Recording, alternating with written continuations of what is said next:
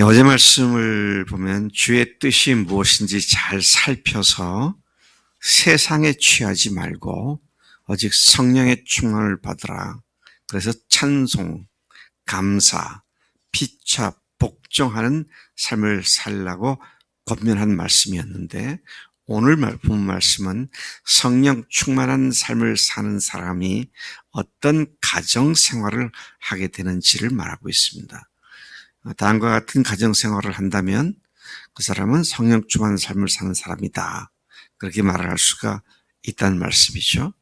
그래서 오늘 본문 말씀은 아내와 남편, 남편과 아내 관계를 얘기하고 있고, 내일 말씀은 뒤에 6장에 나오는 말씀은 부모와 자녀, 자녀와 부모와의 관계를 말하고 있고, 그 다음은 직장 상사와 직원 간의 관계를 말하고 있습니다. 그래서 성령 충만함이 실제로 드러나는 것은 모든 관계로 나타나는 것이다.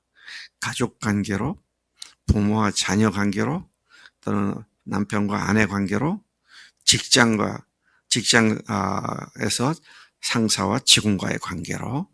그래서 우리가 성령 충만이라고 하는 것이 영적 엑스타시를 경험하는 것이 아니라 실제 삶에 어떤 역사가 나타나느냐, 이것이 성령 충만한지 안 한지를 보여주는 바로미터가 되는 것이다 하는 사실을 주목해 봐야겠습니다.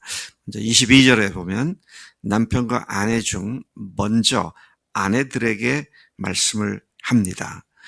남편에게 복종하기를 죽게 하듯 하라, 그렇게 말씀합니다.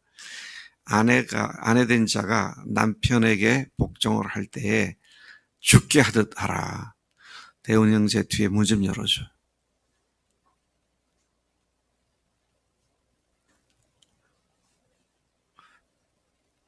네.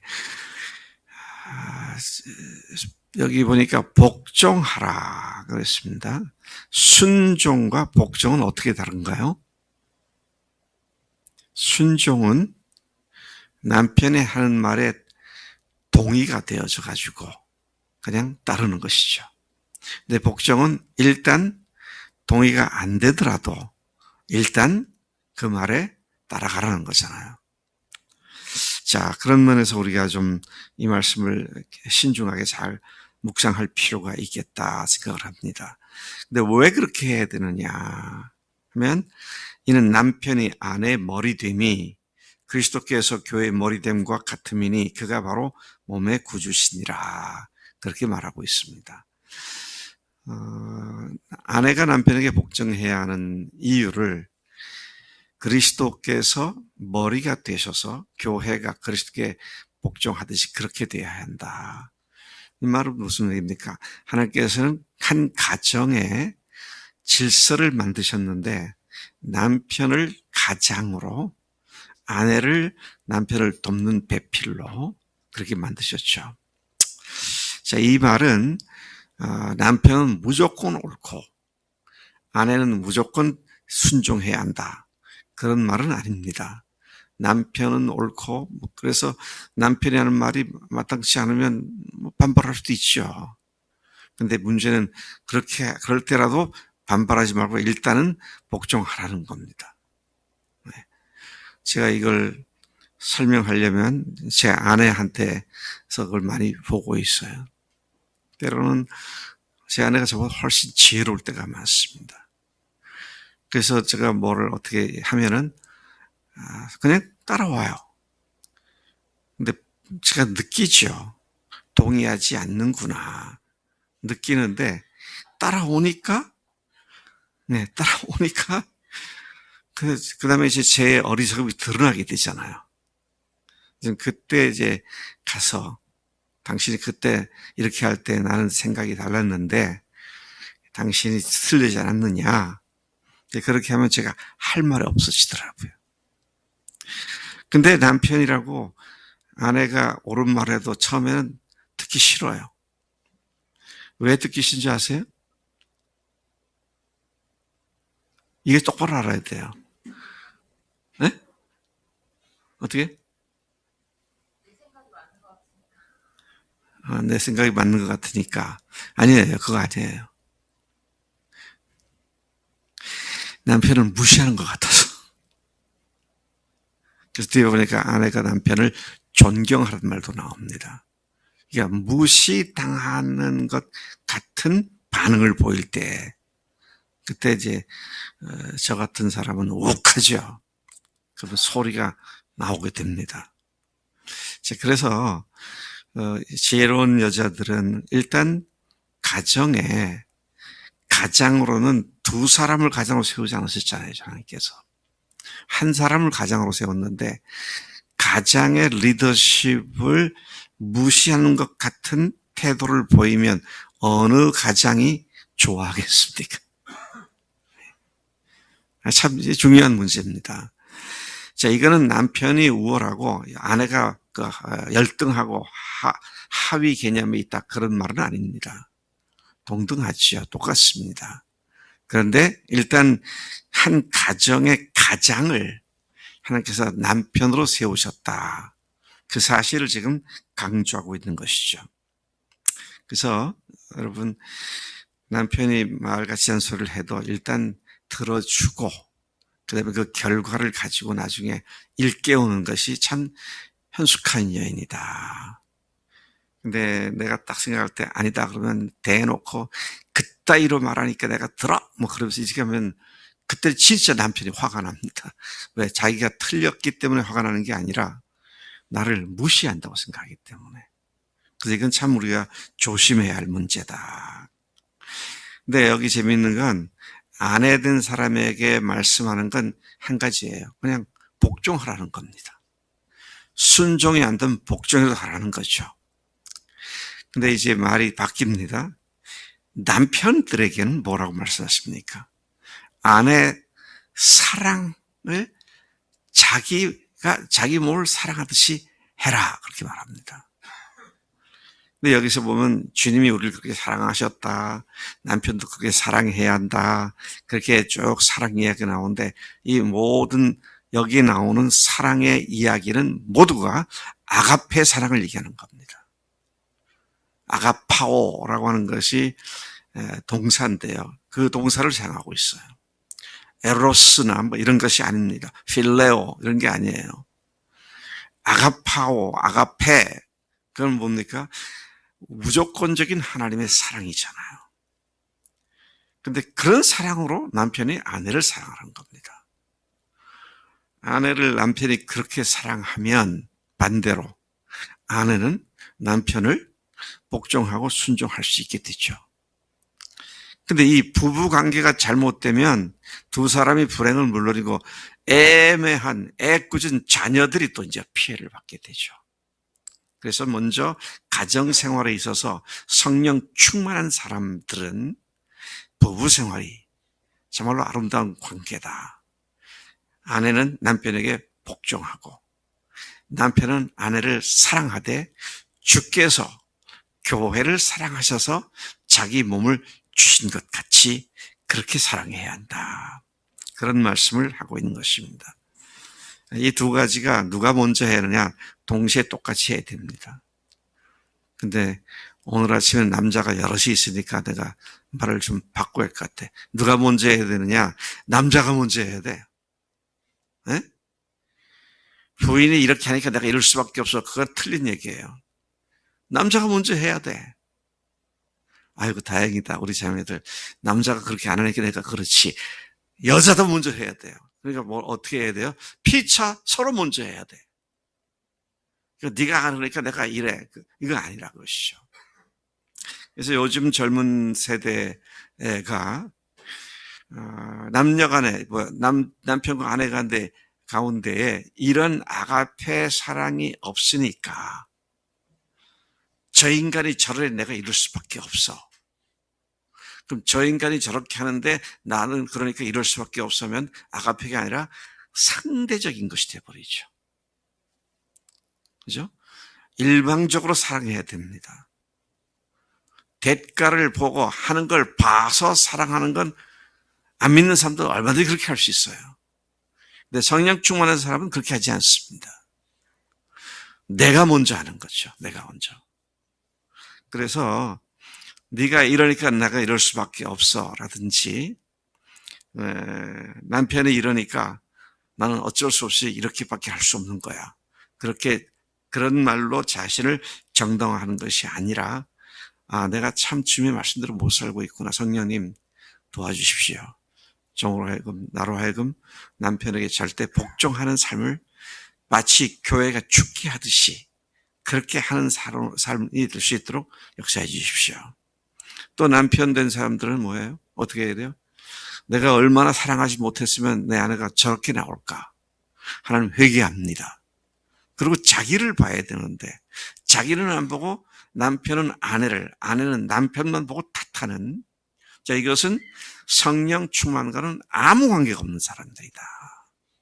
그래서 여러분 우리가 주목해야 할 것은 성령 충만을 받으라고 5장 15절 16절에서 말씀하신 뒤에 관계성을 얘기할 때 부부관계를 얘기했다는 것에 주목을 해야 합니다.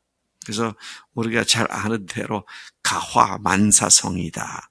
그런 말이 있잖아요. 가정이 화목해야 모든 것이 다 제대로 이루어진다.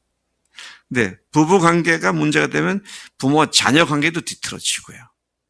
부모 자녀가 관계가 뒤틀어지게 되면 그런 가족들이 사회생활하는 사회 속에서 직장 속에서도 다 관계가 뒤틀어지고 만다 것이죠.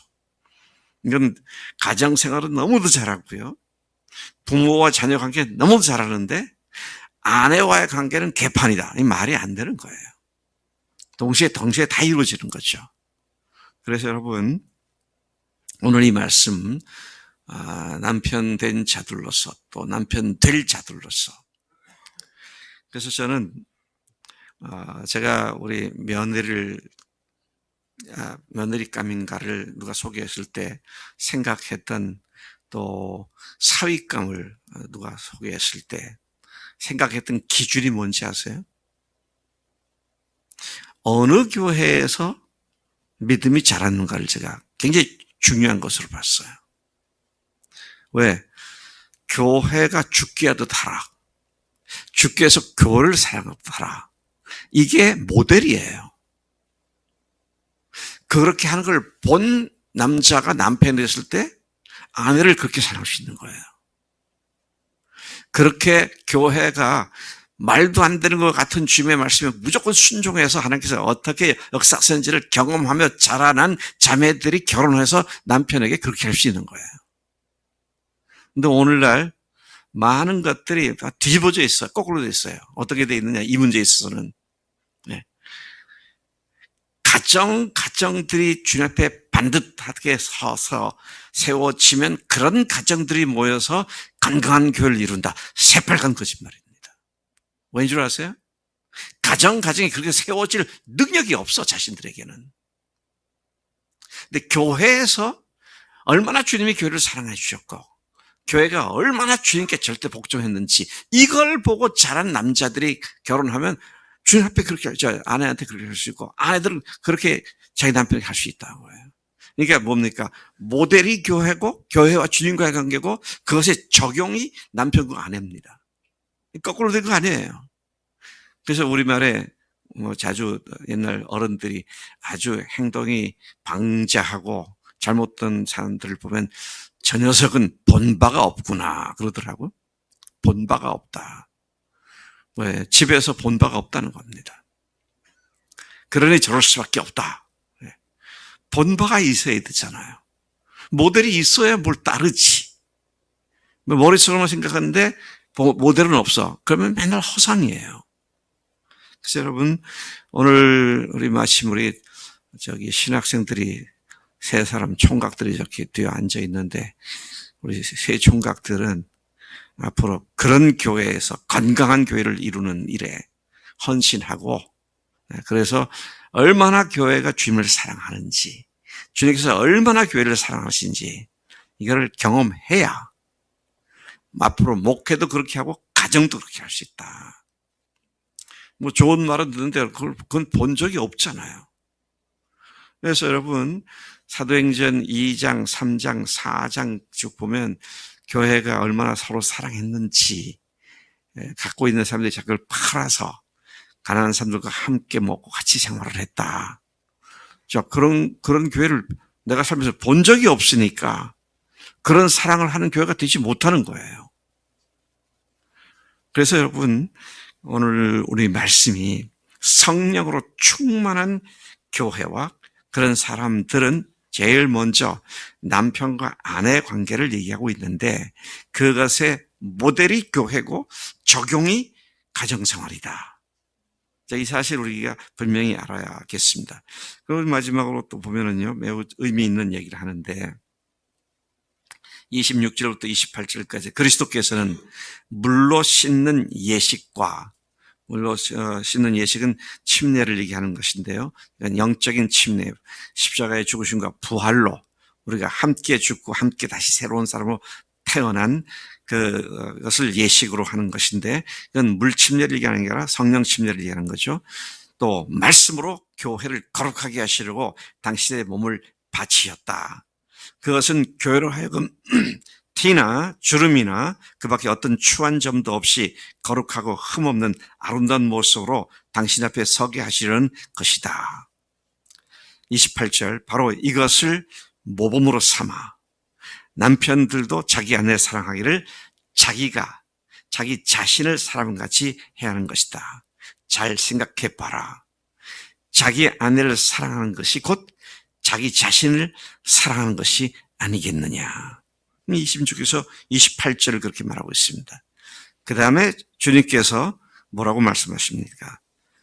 내가 이제 좀 시간이 많이 지났기 때문에 32절로 건너뛰겠습니다. 바울은 이 비밀이 놀랍고 크다고 감탄하면서 바울 자신은 그리스도와 교회에 대하여 말한다. 부부관계를 얘기하다가 내가 지금 교회에 대해서 얘기하는 거다. 주님과 교회에 대해서 얘기하는 거다. 그러니까 바울의 교회로는 분명했습니다. 네. 그래서 바울의 교회로는 분명했어요.